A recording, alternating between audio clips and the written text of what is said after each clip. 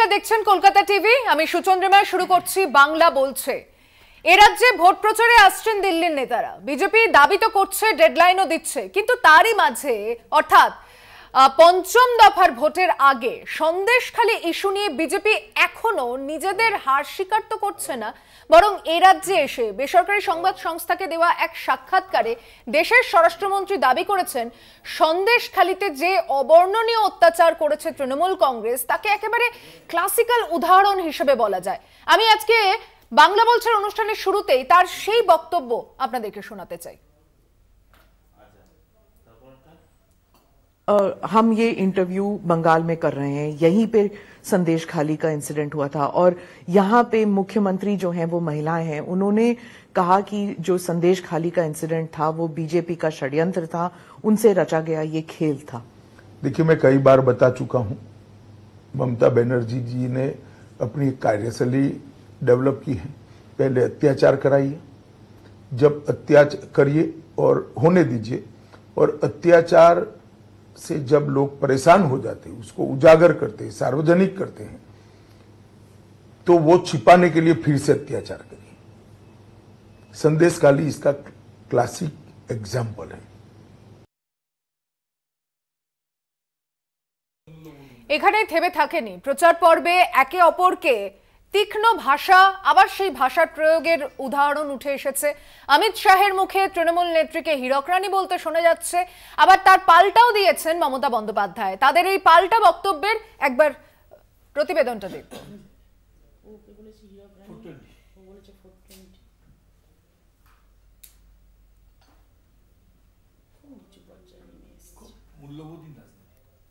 মানুষের চরিত্র হনন চলছে রীতিমতো। বাংলাকে ওরা পছন্দ করে না এবং বাংলাকে ওরা চায় না। শুধু বাংলা নয়, দিল্লিতে এবার হারবে, উত্তরপ্রদেশে হারছে, বিহারে হারছে, রাজস্থানে হারছে, মধ্যপ্রদেশে হারছে, তামিলনাড়ুতে হারছে, কর্ণাটকায় হারছে, কেরালায় হারছে, নর্থ ইস্টার্নে তো ক্যান্ডিডেটই ঢুকতে দেয়নি। হরিয়ানায় কৃষকরাও ঢুকতে দেয়নি বিজেপিকে, কারণ কৃষকরা আন্দোলন করছিল আর ওরা রাস্তাগুলোকে কেটে দিয়েছিল যাতে গাড়ি যেতে না পারে। তো সিটটা পাবে কোথায়? জিতবেটা কোথায়? জেতার অঙ্ক নেই, এখন হারার অঙ্ক। সঙ্গে শোনাবো অমিত শাহ এসে তার বক্তব্যের মাঝে সত্যজিৎ রায়ের প্রসঙ্গ টেনেছেন। যদি তিনি বেঁচে থাকতেন তাহলে হীরক রানীর দেশে এমন ছবি বানাতেন বলেও কটাক্ষ করেছেন তিনি। কি বলেছেন এই প্রসঙ্গে শুনুন। हमारे सत्यजीत रे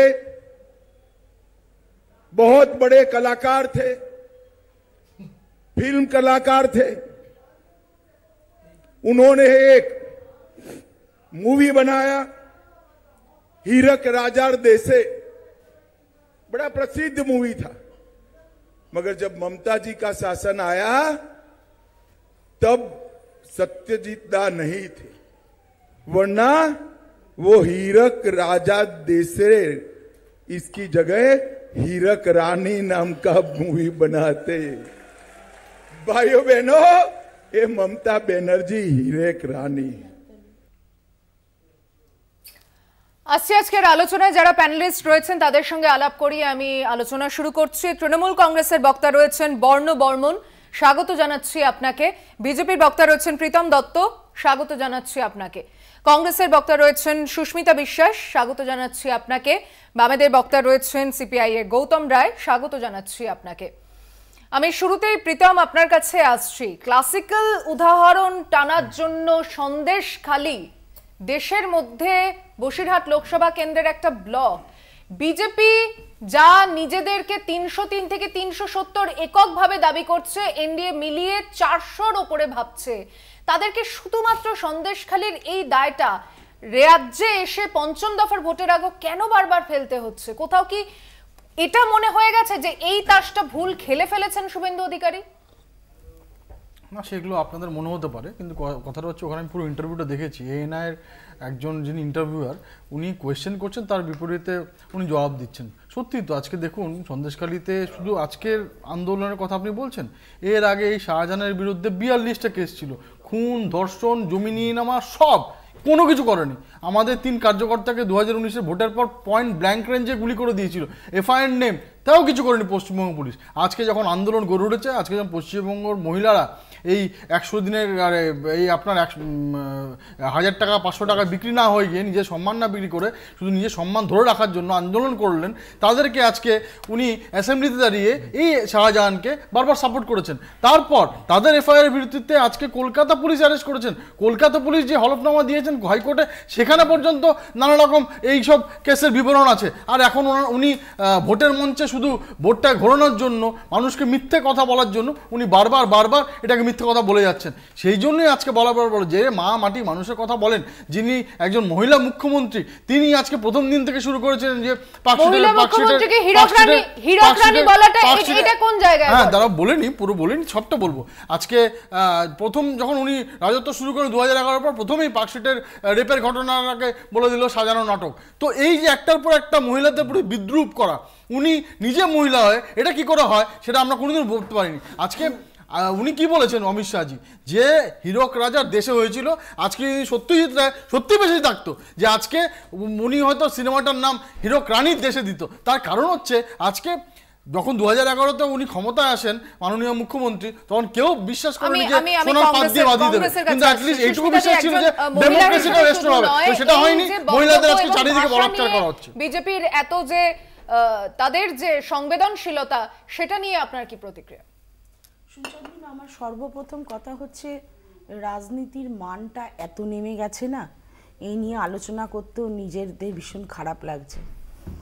এক একজনের মুখের ভাষা, বড় বড় নেতৃত্ব, যেই দলেরই হোক, আমি কোনো দল নির্বিশেষে বলছি, তাদের মুখের ভাষা যেরকম, যেভাবে রাজনীতিতে ব্যক্তিগত চারিত্রিক হরণ চলছে, এই জিনিসগুলো ঠিক নেওয়া যাচ্ছে না আর, মানে ব্যাপারটা খুব খারাপ লাগছে।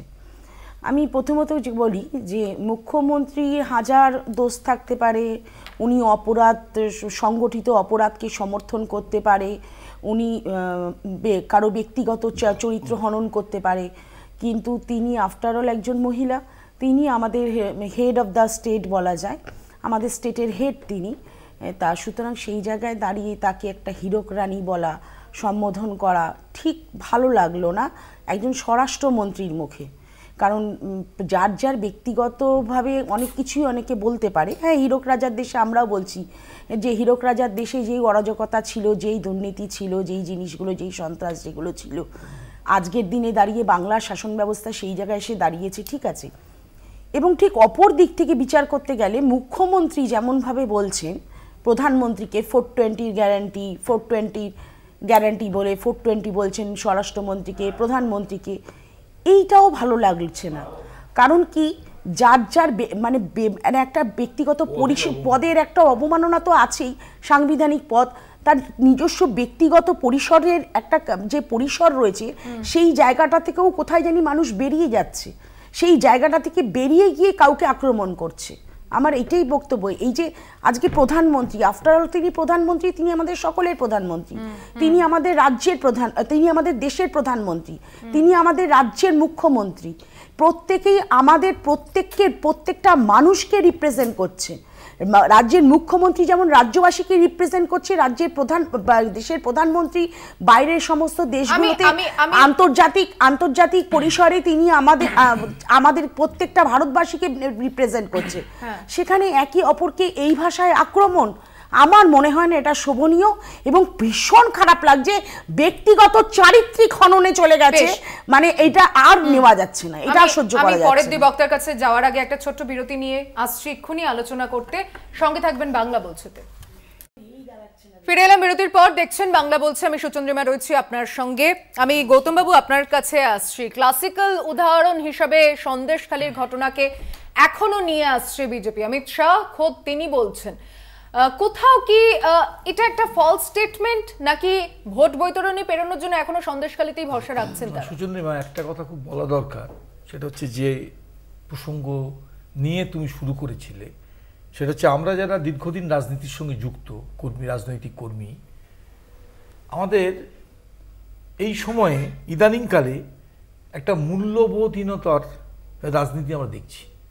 এটা অ্যাবসোলিউটলি পশ্চিমবঙ্গের একটা গৌরব ছিল, সংস্কৃতির দিক দিয়ে, পরিচয়ের দিক দিয়ে, কথার দিক দিয়ে, ভাবনার দিক দিয়ে, চিন্তার দিক দিয়ে, দর্শনের দিক দিয়ে, আদর্শের দিক দিয়ে। এ যেভাবে আপনি চান বা না চান, আমি চাই বা না চাই, কিছু রেফারেন্স টেনে আনা যেতে পারে যে অমুক করেছেন মানে সেটা জেনারেলাইজ ব্যাপার না। যেভাবে পশ্চিমবঙ্গের মুখ্যমন্ত্রী, আমাদের সবার মুখ্যমন্ত্রী যে শব্দ চয়ন করছেন দেশের প্রধানমন্ত্রী সম্বন্ধে, রিডিকিউলাস, এবং প্রধানমন্ত্রী বা স্বরাষ্ট্রমন্ত্রী যে শব্দ চয়ন করছেন, এটা তাদের ভাবা উচিত যে তারা হচ্ছেন শুধু রাজনৈতিক ব্যক্তিত্ব না, সাংবিধানিক পদগত যোগ্যতায় তারা সবার উপরে। তাদের কাছ থেকে একটা শিক্ষা, প্রীতম তুমি যদি শোনো, তুমি তাহলে বলো, তাহলে তুমি বলো, বারবার তুমি বলো, তাহলে তুমি বলো, আপনারা আরামবাগে সেই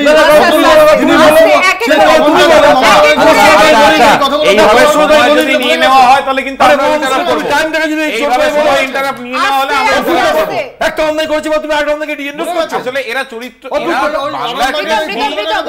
কিছু জানে না, এই যে মধ্যখানে ঢুকে পড়লো, কেউ কথা বলে, বড় কথা হচ্ছে কেউ কথা বলে মধ্যখানে, এবং সবচেয়ে বড় কথা হচ্ছে এবারে এইটাই সব থেকে ইনডিসিপ্লিন, যে আপনারা যার যেটা অসুবিধা হচ্ছে চলো চকডাউন করুন, কাগজ পেন দেওয়া আছে। আমি তো কারোর সময় বলছি না, এইটাকে ঠিক হোক না যে আমি আমার সময়ের মধ্যে আপনার বক্তব্যের কিছু যদি ভুল থাকে আমি বলবো, অন্যের মধ্যে না করার দরকারটা কি বলুন।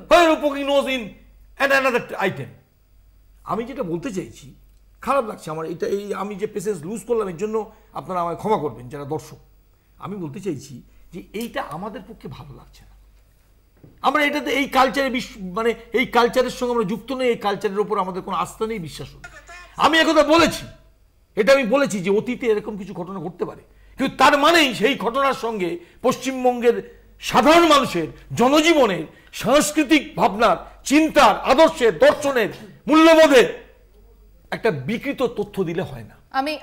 আমি দ্বিতীয় বিষয় যেটা বলতে চাইছি, যেটা নিয়ে তুমি আমায় প্রশ্ন করলে, যে সন্দেশখালির বিষয়ে দুটো কথা খুব পরিষ্কার। সন্দেশখালিতে আমি ব্যক্তিগতভাবে 4 বার গেছি। আমার উপলব্ধি হচ্ছে সন্দেশখালিতে যেভাবে মানুষের ওপর আক্রমণ, নিপীড়ন, নির্যাতন, ভেড়ি দখল, জমি দখল থেকে শুরু করে, আর্থিক কেলেঙ্কারি থেকে শুরু করে, মহিলাদের ওপর যে ধরনের অন্যায় আচরণ, অমানবিক আচরণ, এর সঙ্গে আমি বলিনি তাও কি বল, অন্যায় আচরণ আমরা দেখেছি, তা পশ্চিমবঙ্গ না গোটা ভারতবর্ষের মাথা লজ্জায় হেট হয়ে যায়, এটা অস্বীকার করা যাবে না। আর ভিডিও বিষয়টা না, আমি বলছি সেটা সত্যতা নিয়ে তো প্রশ্ন উঠতেই পারে। একদম আমি সেটা একদম তোমার সঙ্গে একমত, যে আমি এই চ্যানেলে বসেই বলেছিলাম যে এই ভিডিওর ফরেনসিক রিপোর্ট আছে কিনা, এই ভিডিও টেস্টেড কিনা, আমরা এটা এখানে বসে বলতে পারবো। আমি বর্ণর কাছে আসছি। তৃণমূলের তরফে উনি বলতে এসেছেন, রাজনৈতিক বিশ্লেষকও, এবং যে ঘটনা বারংবার আপনাদের দিকে আঙুল তুলেছে, আপনারা তার পাল্টা এখন দিচ্ছেন। বারংবার নেত্রীও বলছেন এই যে বিরোধীরা যারা এতদিন সন্দেশখালি নিয়ে আপনাদের দিকে আঙুল তুলতো, তারা কিন্তু এখন কোথাও কি তৃণমূলের পাশে বলে মনে হচ্ছে? প্রথমেই বলি, আমাদের কো প্যানেলিস্ট 3 জন বলেছে, কম বেশি 2.5 মিনিট অ্যাভারেজে বলেছে। আমি জানি তাদের উত্তর দেওয়ার সময়টুকুনি আমাকে দেওয়া হয়, সেটা আমি অনুরোধ করছি। প্রথম কথাই না, বলতে হবে, আপনি বেকার ইন্টারাপ্ট কেন করছেন, বলতে দিন না। প্রথম কথা বলি, এই যে হীরক রানী বলছে, আসলে সত্যজিৎ রায়ের কালচার, তার সৃষ্টি, তার কৃষ্টিকে যদি বুঝে বলতো আমরা কিছু বলতাম না। যারা বালুরঘাটকে বলে হচ্ছে কি বেলুরঘাট, এটা কিছুই জানে না বাংলার। বিরসা মুন্ডা বলে কোনো এক মূর্তিতে মালা পরিয়ে দেয় এরা। তো এদেরকে, আর আপনি এই হীরক রানী গতবারও বলেছিল 21-এ দিদি ও দিদি, সেই ইপটিজিং করেছিল যেভাবে, সেই হকারদের মতো, মানে সেই অসভ্যদের মতো ডেকেছিল যেভাবে, জনগণ তার উত্তর দিয়েছে। এবার আবার এরকম হীরক রানী বলছে, এর পরের বার আরো কিছু ঝাঁসি কি রানী বলবে, যখন হারিয়ে দেবো ঝাঁসি কি রানী বলে যেতে হবে। প্রথম কথা। দ্বিতীয় কথা বলছি, এই মূল্যবোধের যে কথা বলা হচ্ছে খালি রাজনৈতিক ব্যাপারে না, এটা সামাজিক অবক্ষয়। আমি বলবো রাজনৈতিক অবক্ষয় বলে খালি গেল রব তুললে হবে না, এটা সামাজিক অবক্ষয়। সারা ভারতবর্ষে যেভাবে আমরা দেখতে পাচ্ছি নারী নির্যাতন, যেভাবে দেখতে পাচ্ছি শিক্ষার ওপরে ইতিহাস চেঞ্জ করে দেওয়া হচ্ছে, ভূগোল চেঞ্জ করে দেওয়া হচ্ছে, এটা তারই প্রতিফলন হচ্ছে। তো এটা ইন্ডিভিজুয়ালি কোনো পলিটিক্সের ওপরে দোষ দেওয়াটা আমার মনে হয় না উচিত। এবং তৃতীয় নম্বর কথা বলি, সন্দেশখালি, ওদের খালি সন্দেশই ছিল, আর কিচ্ছু ছিল না। সন্দেশ মানে সন্দেশ পাঠিয়েছিল শুভেন্দু যে এই করো, এইভাবে করো, সেই সন্দেশ স্টিংয়ের মাধ্যমে বেড়ে গিয়ে গেছে। এবং সেটা কোনো তৃণমূল পোর্টাল থেকে আসেনি বা তৃণমূল দল থেকে দেখানো হয়নি, আপনাদের যারা গণতন্ত্রের চতুর্থ স্তম্ভ তারাই দেখিয়েছে, এবং সেটা আজকে জনগণের কাছে পরিষ্কার। সাংবাদিক বৈঠক করে তৃণমূল দেখিয়েছিল, সেটা পরে অভিষেক বন্দ্যোপাধ্যায় সাংবাদিক বৈঠক করে অভিষেক বন্দ্যোপাধ্যায় পরে দেখিয়েছিল। প্রথমে তো দেখিয়েছে একটি গণমাধ্যম, সেটা তো তৃণমূলের কিছু না।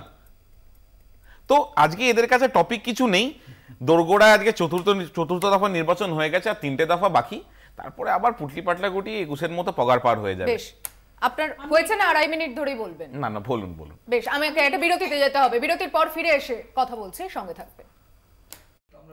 ফিরে এলাম বিরতির পর। দেখছেন বাংলা বলছে, আমি প্রীতমের কাছে আসছি। প্রীতম, একদিকে তো অভিযোগের পাহাড় জমছে, তার মধ্যে এই যে সন্দেশখালী ইস্যু, কোথাও নির্বাচনের আগে এই ইস্যুটা আপনাদের ভোট বৈতরণী পার করার জন্য বিরোধীরা যেটা দাবি করছে যে একটা ফলস মার্কিং হবে।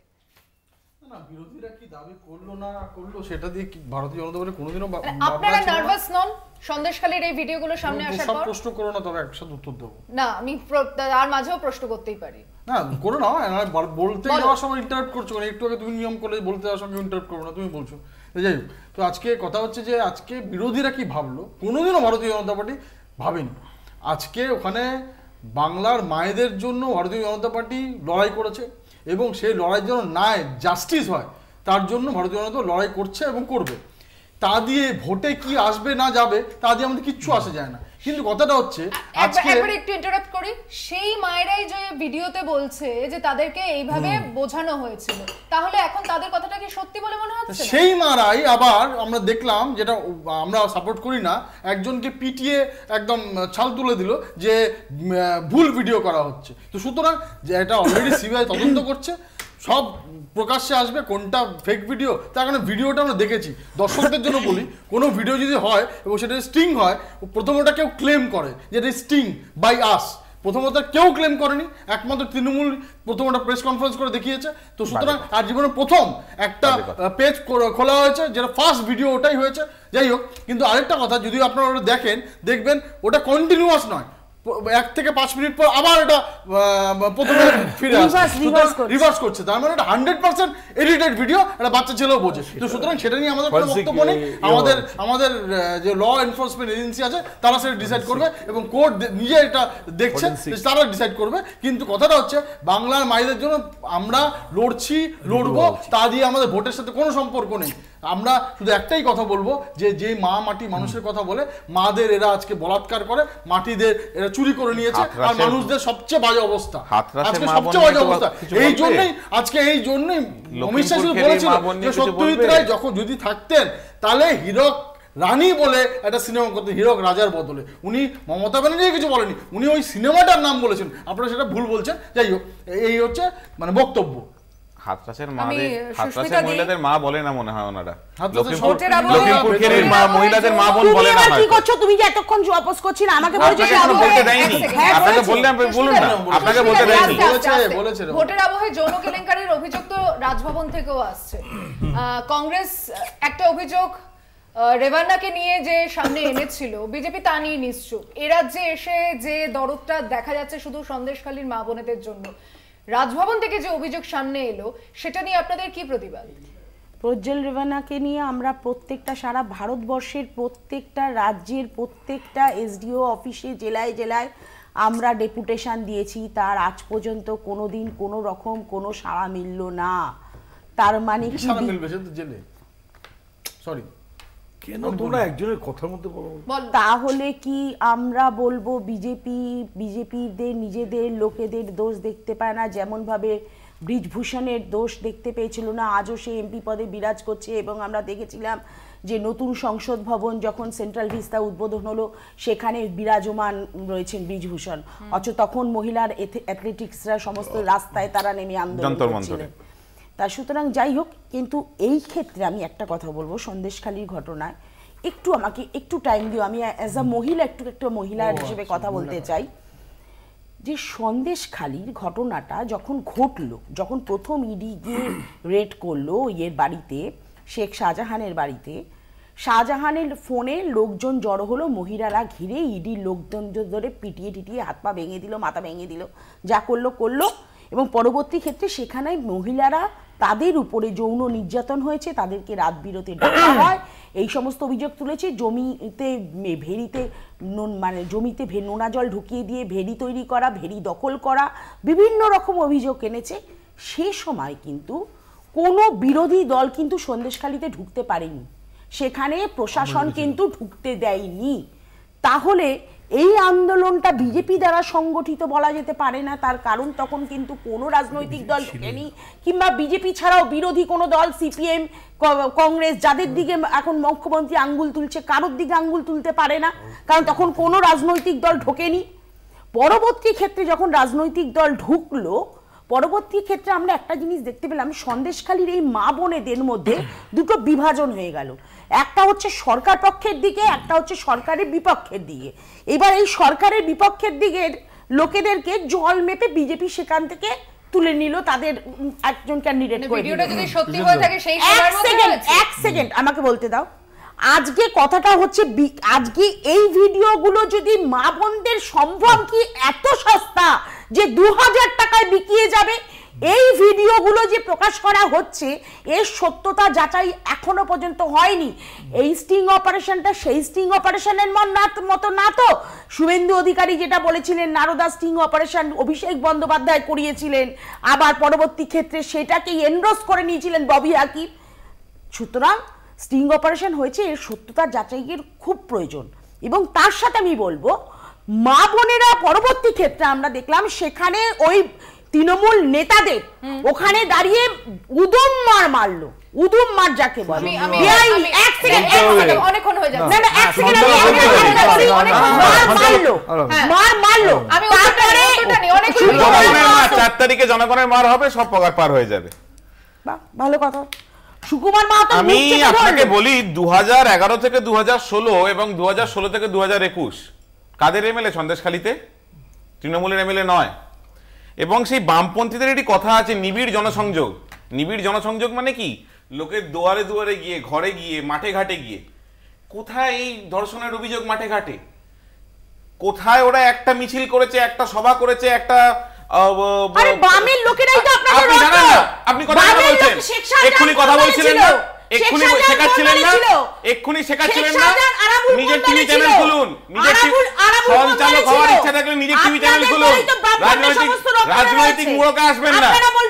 আসলে উত্তর দিয়ে দিলে এইভাবেই ওরা লোককে ঘেঁটে দেয়। আসলে উত্তরটা দিয়ে দিলেই এরকম এরা ঘেঁটে দেয়, এদের কাছে কোনো উত্তর নেই। 2011 থেকে 2021 কি করছিল সিপিএম এর এমএলএ? উত্তর দিক। কেন একটাও ওরা ঘেরাও করলো না? কেন একটাও মিছিল হলো না? কেন একটাও মিটিং হলো না যদি ধর্ষণের হয়ে থাকে? আমরা বলছি, আমাদের 2 মন্ত্রী ওখানে গেছিলেন, পার্থ ভৌমিক এবং সুজিত বসু, তারা ওখানে যে দেখুন হয়েছে, অস্বীকার করবো না, যেগুলো জমি দখল হয়েছে, ভেড়ি দখল হয়েছে, যে অন্যায়গুলো হয়েছে, সরকারের মতো পদক্ষেপ নিয়ে জমি ফেরত দিয়েছে, দল দলের মতো পদক্ষেপ নেবে এবং আইনের মতো পদক্ষেপ নেবে। আমরা সেই জায়গায় ঢুকছি না। এটা জাস্টিফাই করার জায়গা, এটা জাস্টিফাই করার জায়গা সেটা না, জাস্টিফাই করার জায়গা না। আমি আপনাকে কনসিকুয়েন্স গুলো বলছি। ওনারা যেভাবে বলে দিচ্ছে সিপিএম ছিল না, কংগ্রেস ছিল না, হঠাৎ করে উঠে এসছে, এমএলএ ছিল তো ওখানে দুখানা টার্মে। আমি বলবো 2011 এর সেই শুনুন পিআইএল করুন, এটা কোর্টে যান। থামুন একটু আমরাও একটুখানি জানে অসংস্কৃতি মনস্ক না হয়ে পড়ি। বিষয় হচ্ছে অনেকগুলো মানে প্রশ্ন উঠল। তৃণমূলের স্পোক্সম্যান যিনি এখানে ব্যাখ্যা দিচ্ছিলেন যে বামপন্থী বিধায়কের কি করা উচিত ছিল, বামপন্থী বিধায়ক অ্যাসেম্বলিতে বহুবার বলার চেষ্টা করেছে, বহুবার, এবং সেটা ওই তাদের যে বিবরণী, কার্য বিবরণী, সেটা দেখলে পাওয়া যাবে। এক, দ্বিতীয় কথা হচ্ছে তৃণমূলের সন্দেশখালী নিয়ে কিছু বলার নেই, কারণ সন্দেশখালীর মা বোনেরা স্বতঃস্ফূর্তভাবে যে ধরনের প্রতিবাদ প্রতিরোধ করেছে, সেইখানে ওই তৃণমূলের দুই মন্ত্রীর ধেই ধেই করে নাচ আপনাদের কোনোভাবে কথার মধ্যে কথা বলো না, কথার মধ্যে কথা বলো, তোমার কথা বলতে আমি কথা বলিনি, কেউ এটাকে বরদাস্ত করতে পারে না। আর সন্দেশখালীর ঘটনাটা ঘটেছে বলে গোটা ভারতবর্ষের মানুষ হাতরাস ভোলেনি, উন্নার ভোলেনি, মণিপুর ভোলেনি। প্রধানমন্ত্রী লোকসভায় কোনো বিবৃতি পর্যন্ত দেননি। আমরা ভুলিনি, পুরনো যাদের বয়স বেশি তারা ভুলিনি গুজরাটের ঘটনা। একজন মুসলিম এইভাবে হাত জড়ো করে যে ছবি আনন্দবাজারে বেরিয়েছিল, তার যে অসহনীয় মুখ এবং কি আক্রমণে তিনি শিকার হয়েছেন, এ কথা আমরা ভুলিনি। আমরা ভুলিনি উড়িষ্যার কেওনঝড়। কিন্তু তার মানে এই নয় পশ্চিমবঙ্গের সন্দেশখালীর ঘটনা গোটা ভারতবর্ষের মানুষের লজ্জা। এটা তৃণমূল যাই বলুক, তৃণমূল এটাকে অস্বীকার করতে পারে না। আর এই কথাটা বলে শেষ করব যে মাননীয় মুখ্যমন্ত্রী যেভাবে অন্যায় দুর্নীতিকে এন্ডোর্স করেন, যেভাবে জ্যোতিপ্রিয় মল্লিক থেকে শুরু করে অনুব্রত মণ্ডল থেকে শুরু করে এক এক করে অনুব্রত মণ্ডল থেকে শুরু করে জ্যোতিপ্রিয় মল্লিক থেকে শুরু করে পার্থ চ্যাটার্জি থেকে শুরু করে শেখ শাহজাহান থেকে শুরু করে রাজীব কুমার থেকে শুরু করে এবং এই যে শিক্ষা দুর্নীতি নিয়ে যেভাবে কথা তুমি বলার মধ্যে বললে, তুমি তো একটা কথাও বলতে পারবে না। তোমার কি আমার গলার থেকে জোর বেশি? থামো। এবং একটা কথা মনে রাখবেন, আমি দর্শকদের জন্য বলছি, দর্শকদের শোনার জন্য বলছি, যে শিক্ষা দুর্নীতি নিয়ে যে স্ক্যাম, এই স্ক্যাম পশ্চিমবঙ্গ কেন ভারতবর্ষের সব থেকে বড় স্ক্যাম। তৃণমূল এন্ডোর্স করছে, নারী নির্যাতনকে এন্ডোর্স করছে এবং এই যে এন্ডোর্স করা তার বিরোধী এই বামপন্থী শিক্ষিতদের কাছে। ফিরে এলাম বিরতির পর। দেখছেন বাংলা বলছে, একদম শেষ ভাগে চলে এসেছি অল্প সময়, যেখানে সন্দেশখালীকে ক্লাসিক্যাল উদাহরণ হিসেবে বলছেন দেশের স্বরাষ্ট্রমন্ত্রী এই বাংলায় প্রচারে এসে। সেখানেই রাজভবনে একাধিক এই যৌন কেলেঙ্কারি নিয়ে অভিযোগের সুর চড়াচ্ছে তৃণমূল কংগ্রেস। আমি শেষ করব এবং সংক্ষিপ্ত বক্তব্য রাখতে অনুরোধ করব প্রত্যেককেই। সুস্মিতা দিকে দিয়ে শুরু করছি। যেখানে আমি শেষ করেছিলাম আমি সেখান থেকেই শুরু করব। যদি এই মহিলারা 2000 টাকায় মিথ্যে বয়ান দিয়ে থাকে, তাহলে আজকে যারা বয়ান দিচ্ছে তারা টাকার বিনিময়ে মিথ্যে কথা বলছে না, এটার কি মানে আছে? এটার কোনো প্রমাণ আছে? দিতে পারবে মুখ্যমন্ত্রী? দিতে পারবেন না, এবং এই সরকারও পারবে না। সবচেয়ে বড় কথা হচ্ছে এই সরকারের চূড়ান্ত ব্যর্থতা হচ্ছে সন্দেশখালী, এটা তাদেরকে মানতেই হবে। আর দ্বিতীয়ত রাজ্যপাল সাংবিধানিক একটা প্রধান বলা যায় একটা রাজ্যে, সেই সাংবিধানিক প্রধানের নামে এইরকম একটা এলিগেশন সত্যি ভীষণ খারাপ লাগছে। এবং সবচেয়ে বড় কথা হচ্ছে মুখ্যমন্ত্রী এটার থেকেও বেশি খারাপ লেগেছে, মুখ্যমন্ত্রী যখন মঞ্চে দাঁড়িয়ে বলছেন আমাকে বাবা ডাকলে আমি বাবা রাজভবনে যাব না, আমাকে ডাকলে আমি রাস্তায় কথা বলবো, কিন্তু আমি রাজভবনে যাব না। তার মানে ওনার এখনো এই সাংবিধানিক চিফ মিনিস্টার হয়ে ওনার রাজভবনে যেতে ভয় করছে, ওনার নিজের সম্মানের কথা চিন্তা করে। আর উনি আজকে সন্দেশকারীর ওই মা বোনদের সম্মানের কথা চিন্তা করছে না, যারা তাদের সম্মানের জন্য লড়াই লড়ে যাচ্ছে। আজকে যদি সন্দেশকারীর ওই মেয়েগুলো মিথ্যে কথা বলে থাকে, তাহলে কেন না আজকে এই মেয়েটা মিথ্যে কথা বলছে রাজ্যপালের নামে, তাহলে সেই কথাটা উনি মানতে পারছেন না কেন? যদি বলি যে মহিলারা যদি মহিলারা কথা বসিয়ে দিচ্ছেন, আমরা একবারও বলিনি কোনো মহিলা মিথ্যে কথা বলেছেন, আমরা একবারও বলিনি কোনো মহিলা মিথ্যে কথা বলেছেন। আমরা কি বলেছি আমায় বলতে দিন, আপনি বলবেন কেন? আপনি কংগ্রেসের হয়ে বলছেন, আমায় বলতে দিন। সরকার বলেছে, আমি বিরোধী দল, আমি বলবো না তো কে বলবে? দাঁড়ান না, সময় আছে, বলেছেন, দাঁড়ান। এই যে সুস্মিতা দি যেভাবে বলছে যে সন্দেশখালীতে মহিলারা টাকা নিয়ে বলেছে, সে তো স্টিং অপারেশনে ধরা পড়েছে। আমরা কোথায় বলেছি? আমরা বলছি স্টিং অপারেশনটা সত্য না মিথ্যে বেরিয়ে আসুক। এবং আজকে উনি বলছেন সন্দেশখালী যেহেতু এই স্টিং অপারেশন ধরা পড়েছে, উনি বলছেন রাজভবনের কাণ্ডটাও এটা ফ্যাব্রিকেটেড এবং ফলস।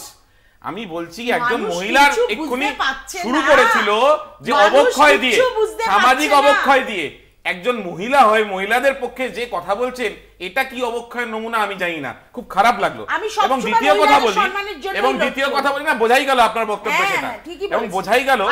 এরপরে বলছি এই রাজ্যপাল দিল্লিতে কোন হোটেলে একা গিয়ে দেখা করেছে, সেই হোটেলে সিসিটিভি ফুটেজ চাওয়া হচ্ছে না কেন? সেই হোটেলে সিসিটিভি ফুটেজ চাওয়া হোক। সেই হোটেল বুক করেছে রাজ্যপালের কোনো আত্মীয়, তার ফ্লাইটের টিকিট কেটেছে কোনো আত্মীয়, সেইগুলোকে ক্রস চেক করা হোক, ভেরিফাই করা হোক। আজকে যেরকম ফলস অ্যালিগেশনের জন্য ওই পিয়ালি দাস অ্যারেস্টেড হয়েছে, যদি ওই মহিলারাও ভুল করে তাহলে অ্যারেস্টেড হবে, চরিত্র নিয়ে পড়তে হবে, অ্যারেস্টেড হবে। সব নেতাদের চরিত্র সম্বন্ধে দেখতে হবে। প্রত্যেকটা নেতার চরিত্র দেখতে হবে, কে কার সাথে কোন হোটেলে যাচ্ছে, কে কার সাথে ফ্লাইটে যাচ্ছে। আজকে দেখুন, আমরা তো সবসময় বলি law will take it on course, কিন্তু কথাটা হচ্ছে মমতা ব্যানার্জি মুখ্যমন্ত্রী উনি মঞ্চে দাঁড়িয়ে বলছেন এরকম নাকি এর আগেও অনেক ঘটনা ওনার কাছে আছে, সব টেপ রেকর্ডের আছে। এরপরেও তো উনি রাজ্যপালের কাছে গেছিলেন, ওনার কাছে এতদিন পর থাকা সত্ত্বেও। অভিষেক ব্যানার্জি কয়েকদিন আগে গেছিলেন রাজ্যপালের কাছে দরবার করতে। কিন্তু কথাটা হচ্ছে সাংবিধানিক পদমর্যাদা আছে সেরকম জায়গায় উনি বারবার উনি তো law will take it on course, উনি মঞ্চে দাঁড়িয়ে বারবার তার বিরুদ্ধে বলে যাচ্ছেন। এইটা একমাত্র মুখ্যমন্ত্রীর মানায়, যে এই মুখ্যমন্ত্রী একটু কথা হচ্ছিল সৌজন্য টৌজন্য অনেক কিছু, এটা বাম আমল থেকে শুরু হয়েছে। এই মুখ্যমন্ত্রীকে চুলের মুঠি ধরে টানা, তারপর ওনাকে নানা রকম ভাষা কথা বলা।